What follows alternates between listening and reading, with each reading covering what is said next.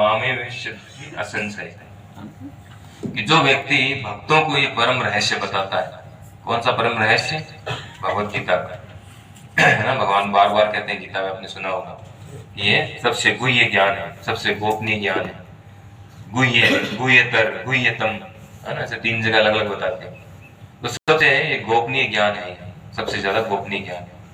और इस ज्ञान को जो व्यक्ति दूसरों को बताता है, श्रद्धालु लोगों को, भक्तों को बताता है, वह शुद्ध भक्ति को प्राप्त करेगा और अंत में वह मेरे पास वापस आएगा। इस चीज की गारंटी भगवान देते हैं। फिर नेक्स्ट श्लोक में क्या कहते हैं कि न च तस्मात् मनुष्येषु कश्चिन में प्रिय कृतम भविता न च मे तस्मात् अन्य प्रियतरो। इस संसार में उसकी अपेक्षा कोई अन्य सेवक न तो मुझे अधिक प्रिय है और न कभी होगा। जो ये भगवत गीता की शिक्षा देता है, ये इनको जगत लोगों तक पहुंचाता है, श्रद्धालु लोगों तक पहुंचाता है, उससे बढ़कर सेवक मेरे लिए कोई नहीं, प्रिय कोई नहीं है। न तो हुआ है न होगा। तो ये भगवान की सबसे बड़ी सेवा है। खुद भगवान चाहते हैं कि ये भगवत गीता हर जगह पे पहुंचे। जब चैतन्य महाप्रभु के रूप में आए भगवान, तो उन्होंने क्या कहा? पृथ्वी नगर आदि ग्राम सर्वत्र प्रचारित भय मोरना, कि पूरी पृथ्वी पर नगर ग्राम है, छोटा छोटा गांव भी है ना, हर जगह पे मेरे नाम का प्रचार होगा। उन्होंने भविष्यवाणी की, भविष्य में ऐसा होगा। बाद में रूपा जी आए, रूपा जी ने ऐसा किया, है ना। उससे पहले रूप गोस्वामी जी, 6 गोस्वामी, उसके बाद भक्ति विनोद ठाकुर। भक्ति विनोद ठाकुर जी क्या करते थे? ग्रंथों का प्रकाशन करते थे और विदेशों में लाइब्रेरियों में भेजते थे उस समय। उसके बाद रूपा जी ने इसको और बड़े लेवल पे किया, पूरे विश्व में बीबीटी की स्थापना की, भक्ति वेदांत बुक ट्रस्ट, है ना। ये विश्व की सबसे बड़ी बुक ट्रस्ट है, भक्ति वेदांत बुक ट्रस्ट। तो रूपा जी ने बार बार ये बात कही कि अगर आप मुझे प्रसन्न करना चाहते हो तो क्या करो? डिस्ट्रीब्यूट बुक्स, ग्रंथों का वितरण करो। हर व्यक्ति के पास पहुंचना जरूरी है।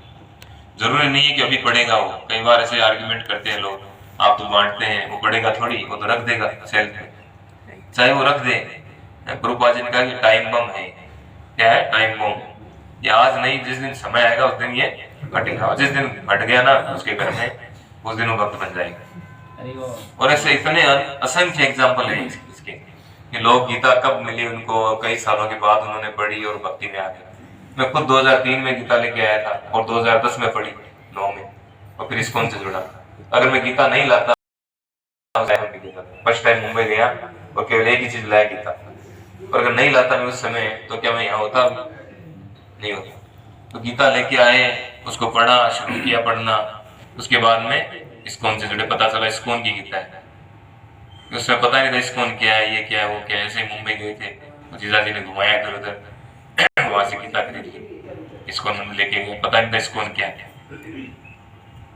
लेकिन जब मेरे पास थी इसलिए तो नहीं पढ़ पाते। ये थोड़ी सर्च करते कि इस्कॉन वाली गीता चाहिए, नहीं आता ना विचार। पता नहीं था, ढूंढते ढूंढते चौड़ा रास्ता पूरा चढ़ना, फिर जाके गोविंदा जी मंदिर गए, वहां पता चला कि इस्कॉन की गीता है। अच्छा, इस्कॉन का है? इस्कॉन मंदिर बन रहा है मानसरोवर, फिर मानसरोवर है, फिर यहाँ के करेक्ट। तो पहले से वो थी, वहां से लाए तभी जुड़ पाए। तो इसीलिए ऐसे बहुत सारे एग्जाम्पल हैं। कई लोगों के घर में से गीता पहुंच गई या और कोई बुक्स पहुंच गई, ग्रंथ पहुंच गए प्रभुपाद जी के, पढ़ पढ़ के भक्त बन गए। वो नहीं पढ़ा, उनके और आगे आने वाली पीढ़ियों ने पढ़ा।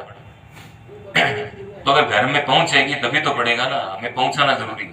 प्रभुपाद जी कहते हैं किसी का हाथ में गीता रख दोगे ना, उससे उसका कल्याण है, उससे उसको सुकृति प्राप्त होगी। गीता को देखने से, गीता को टच करने से, पढ़ने से, हर तरह से इसमें सुकृति मिलती है। मतलब सुकृति मिलती है ना, इसको अज्ञात सुकृति कहते हैं। उसको पता नहीं इसका क्या रिजल्ट है। उसने देखा गीता को, गीता को टच किया, उससे उसकी सुकृति मिल रही, बन रही उसकी। बार बार ऐसा करेगा करेगा करेगा करेगा, उसका एक अकाउंट बढ़ता जा रहा है, उसको पता नहीं है। और वो अकाउंट जब ज्यादा बढ़ जाता है तब उसकी वो श्रद्धा जागृत होती है, फिर वो जुड़ता है भक्तों से। तो हमें जो है हर व्यक्ति तक गीता को पहुंचाना है। रूपा जी ने 4 महावाक्य बताए इस्कॉन, हमारे इस्कॉन के, वो क्या, पहला क्या है, बुक्स आर द बेसिस, ग्रंथ ही आधार है।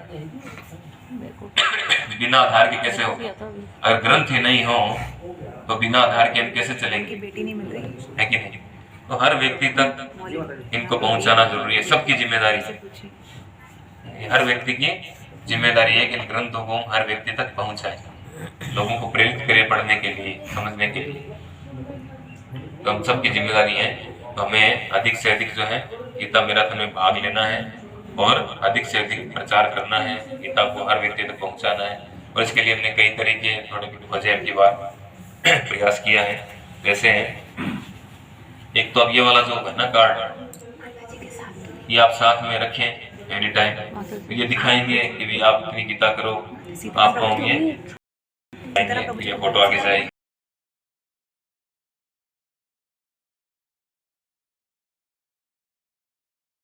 करना ही है, कोई स्पॉन्सर करते हैं।